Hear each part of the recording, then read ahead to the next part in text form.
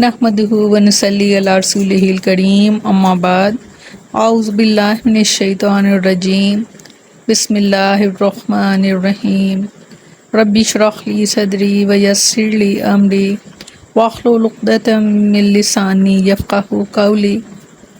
अस्सलामु अलैकुम व रहमतुल्लाहि व बरकातुहू। कैसे हैं आप सब? इंशाअल्लाह खैर वाफ़ियत से होंगे। अल्लाह ताला आप सबको अपने ज़ुबान में रखे, आमीन सुम्मा आमीन। 7वां पारा श्रोती नाम, आयत नंबर 36 to 41। लफ्ज़ी तर्जमा, इन्नमा सवाए इसके नहीं के यस्ताजीबु कबूल तो वही करते हैं अल्लाह जीना जो लोग यस्माऊना सुनते हैं, वल मौता और मुर्दे यब आसहुमुल्लाहु उठाएगा इनको अल्लाह, सुम्मा फिर इलैहि उसी की तरफ युरजाऊन लौटाए जाएंगे। वक़ालू और कहते हैं लौला क्यों नहीं नुज़्ज़िला नाजिल हुई अलैहि इन पर आयतन कोई निशानी मिन रब्बिही उनके रब की तरफ से।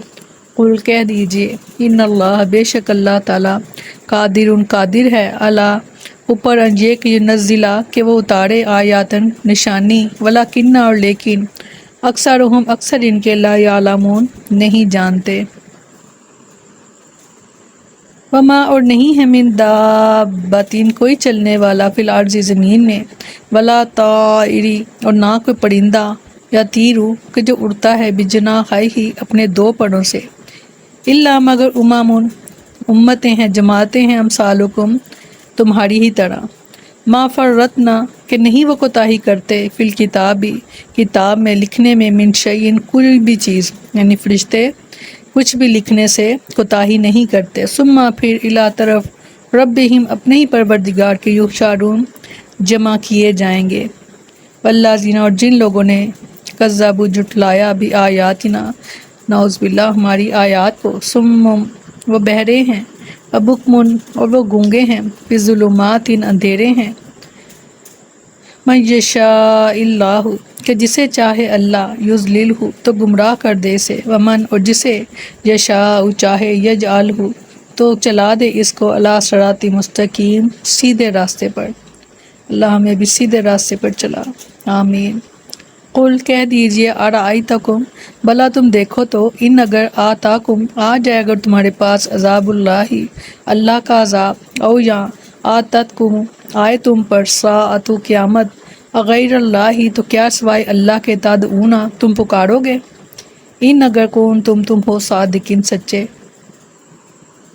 बल्कि इयाहू इसी को तदऊन तुम पुकारते हो, फयक्शिफु बस वो दूर कर देता है मा तदऊना कि जो तुम पुकारते हो, इलैही जिसी की तरफ, इंशाअ और अगर चाहे वतनसौना और भूल जाते हो, मा तुशरिकून कि जिसको तुम शरीक बनाते हो।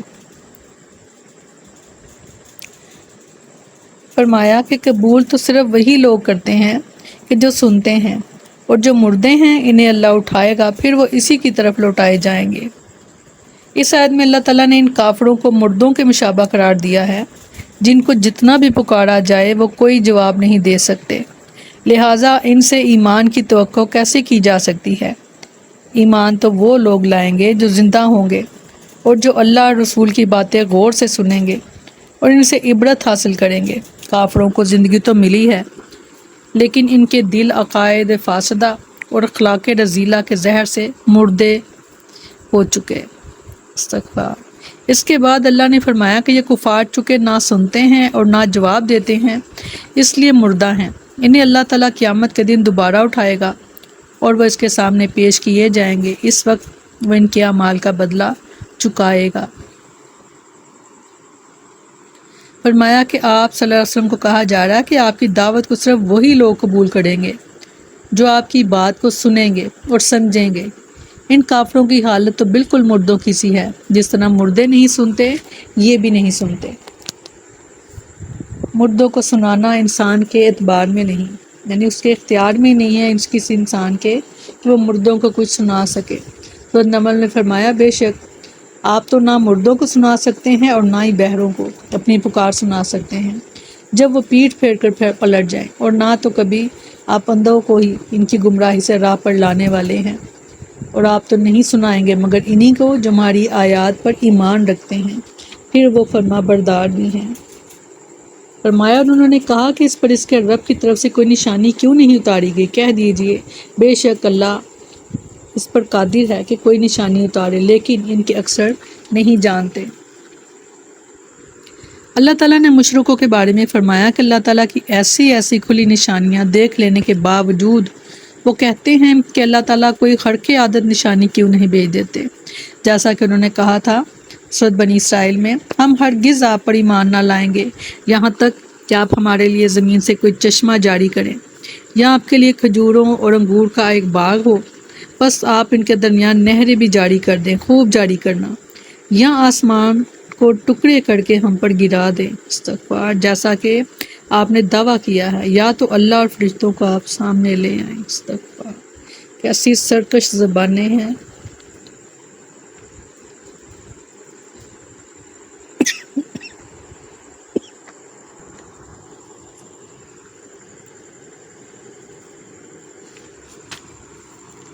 فرمایا اور زمین میں نہ کوئی چلنے والا ہے اور نہ کوئی اڑنے والا کہ جو اپنے دو پروں سے اڑتا ہے، مگر تمہاری طرح امتیں ہیں، ہم نے کتاب میں کسی چیز کی کمی نہیں چھوڑی، پھر وہ اپنے رب کی طرف اکٹھے کیے جائیں گے۔ اللہ تعالیٰ نے فرمایا کہ تمام چوپائے جو زمین پر چلتے ہیں اور تمام پرندے جو اپنے دو پروں کے ذریعے اڑتے ہیں، سب اللہ کی مخلوقات کی الگ الگ قسمیں ہیں۔ ان تمام کے احوال سے اللہ تعالیٰ واقف ہے، وہ کسی بھی چیز سے غافل نہیں ہے، سب کی نگرانی کرتا اور سب کو روزی دیتا ہے۔ لوح محفوظ میں ہر چھوٹی بڑی چیز کا علم محفوظ ہے، اور قیامت کے دن سبھی اللہ کے حضور جمع ہوں گے اور سب کے ساتھ انصاف ہوگا۔ بے شک سورہ یونس میں فرمایا، کہہ دیجئے کہ دیکھو آسمانوں اور زمین میں کیا کچھ موجود ہے، اور نشانیاں اور ڈرانے والی چیزیں ان لوگوں کے کام نہیں آتی جو ایمان نہیں لاتے۔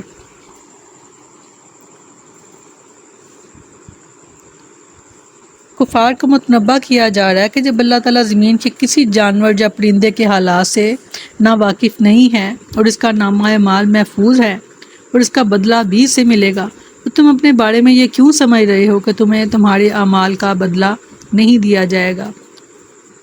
سورۃ تکویر میں فرمایا، اور جب جنگلی جانور اکٹھے کیے جائیں گے، سے معلوم ہوتا ہے کہ جانوروں کا بھی قیامت کے دن حشر ہوگا۔ ان سے کفر و شرک اور ایمان اور اعمال کا محاسبہ تو نہیں ہوگا، مگر جو ظلم کسی جانور نے دوسرے پر کیا ہوگا اس کا بدلہ ضرور دلایا جائے گا، کیونکہ اتنی عقل انہیں بھی بخشی گئی ہے، جیسا کہ اس حدیث سے ظاہر ہے۔ سیدنا ابو ہریرہ رضی اللہ عنہ بیان کرتے ہیں کہ رسول اللہ صلی اللہ علیہ وسلم نے فرمایا، ضرور بالضرور تم سے قیامت کے دن حقداروں کے حقوق ادا کرائے جائیں گے، حتیٰ کہ بے سینگ بکری کا بدلہ سینگ والی بکری سے لیا جائے گا، یعنی ایک ایسی بکری جس کے سینگ نہیں تھا اور ایک ایسی بکری جس کے سینگ تھا، اور سینگ والی نے بے سینگ والی بکری کو مارا ہوگا، تو قیامت کے دن بے سینگ والی بکری کو بھی سینگ عطا کیے جائیں گے اور وہ اپنا بدلہ جو ہے وہ لے گی۔ تو انسانوں کو کیسے چھوڑا جائے گا؟ فرمایا، اور جن لوگوں نے ہماری آیات کو جھٹلایا وہ بہرے اور گونگے ہیں، اندھیروں میں پڑے ہوئے ہیں، جسے اللہ چاہے گمراہ کر دیتا ہے اور جسے چاہتا ہے اسے سیدھے راستے پر لگا دیتا ہے۔ جو شخص اللہ کی آیات کو جھٹلا دے اس پر ہدایت کی سب راہیں مسدود ہو جاتی ہیں، اور اس کی مثال ایسی ہے جیسے کوئی گونگا بہرا شخص گہرے اندھیروں میں ہو، وہ اندھیروں کی وجہ سے خود کچھ دیکھ نہیں سکتا اور بہرا ہونے کی وجہ سے ہدایت کی بات سن نہیں سکتا اور گونگا ہونے کی وجہ سے کسی سے پوچھ نہیں سکتا۔ ایسا شخص گمراہ نہ ہوگا تو کیا ہوگا؟ ہاں، اگر کوئی شخص اپنا رویہ بدل لے اور آیات الہی میں غور کرنا شروع کر دے تو پھر اسے ضرور سیدھی راہ پر دکھا دے گا۔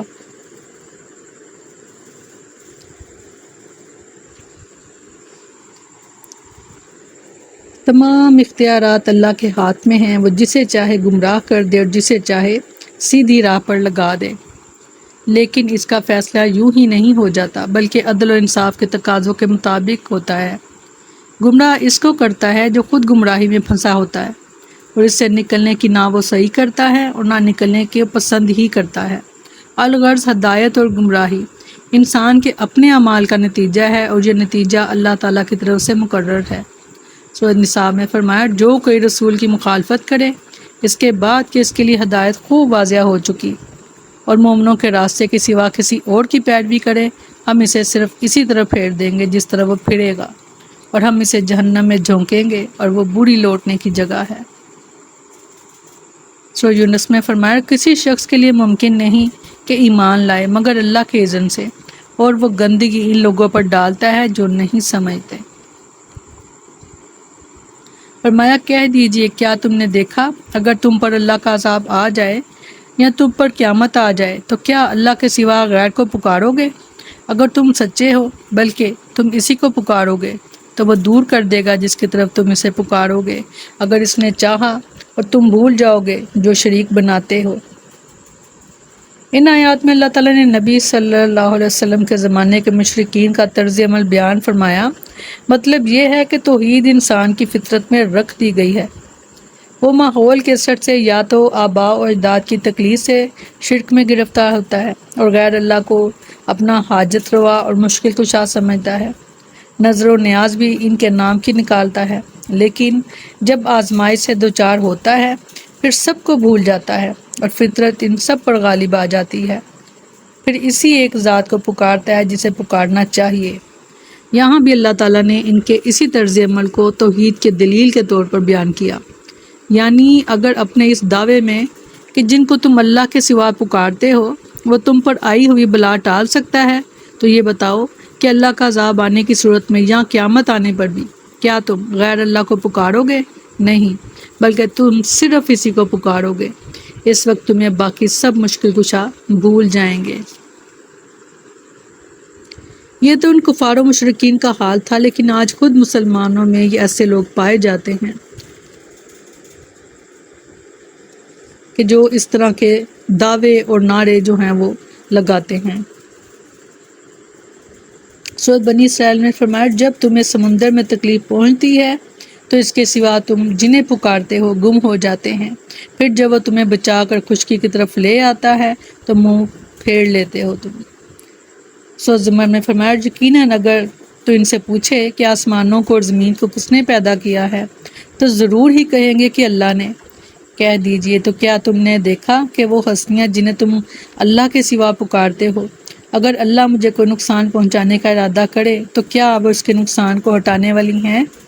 یا وہ مجھ پر کوئی مہربانی کرنا چاہے تو کیا وہ اس کی رحمت کو روکنے والی ہیں؟ کہہ دیجئے مجھے اللہ ہی کافی ہے، اسی پر بھروسہ کرنے والے بھروسہ کرتے ہیں۔ بے شک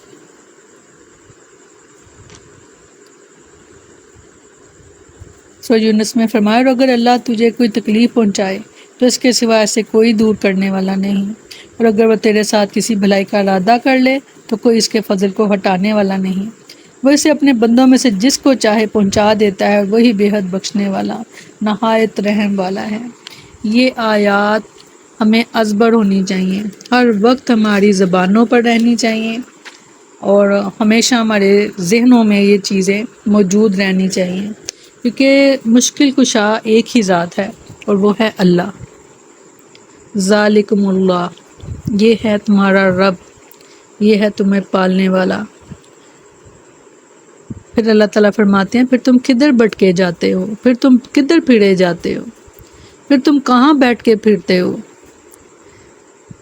اللہ اکبر کبیرہ والحمد للہ کثیرہ سبحان اللہ بکرۃ و اصیلا آمین ثم آمین۔ سبحانک اللہم و بحمدک نشہد ان لا الہ الا انت نستغفرک و نتوب الیک۔ سبحان ربک رب العزۃ عما یصفون وسلام علی المرسلین والحمد للہ رب العالمین۔ السلام علیکم ورحمۃ اللہ وبرکاتہ۔